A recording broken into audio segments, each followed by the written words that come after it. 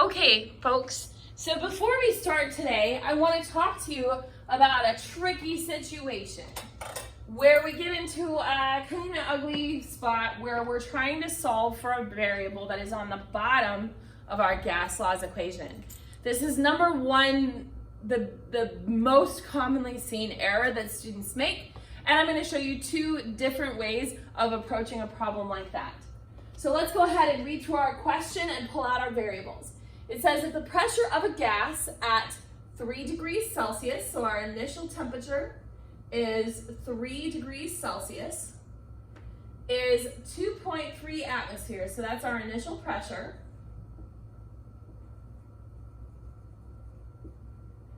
And it occupies 4.5 liters. Liters is a measure of volume, so we have an initial volume of 4.5 liters.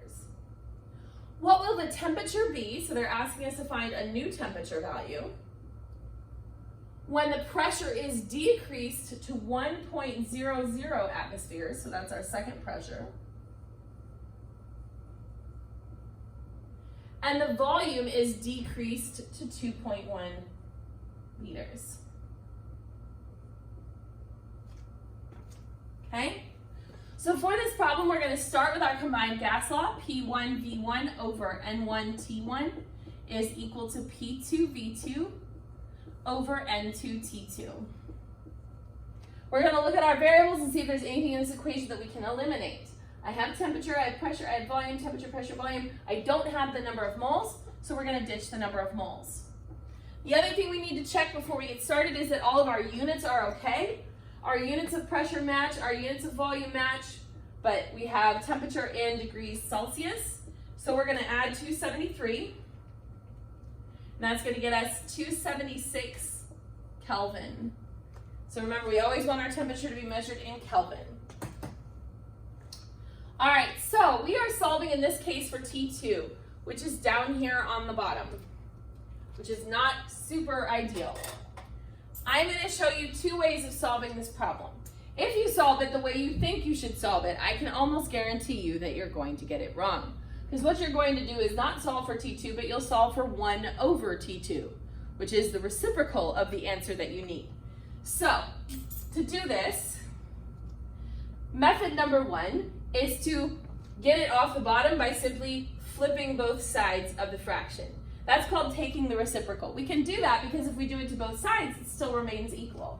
So method number one is to take this and simply flip it over. So T1 over P1V1 is equal to, same thing on the other side, T2 over P2V2. Now it becomes an issue of this is being divided by P2. The opposite of dividing by P2V2 is to multiply by P2V2. So we're going to multiply both sides by P2V2. P2V2 cancels over here. So your T2 value is going to be equal to T1 P2V2 divided by P1V1. Okay? Completely legitimate way of doing this problem. There's a second method for solving for T2 that we can do. So let's do that one over here. Starting with the same equation, P1V1 over T1 equals P2V2 over T2. Again, we want to get T2 by itself. This time what we're going to do is a simple method that elementary school teachers call the butterfly, where you take top and bottom and put it on one side, so P1V1 T2 is equal to P2V2 T1. Now if we're solving for T2, we're going to divide both sides by P1V1. That's not a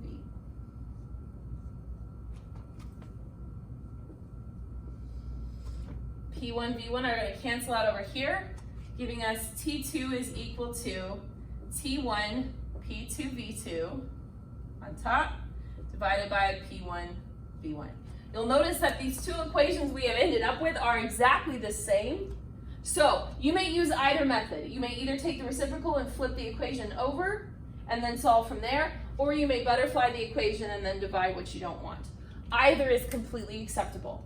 Once you have it to this point, you would simply substitute in your values and solve.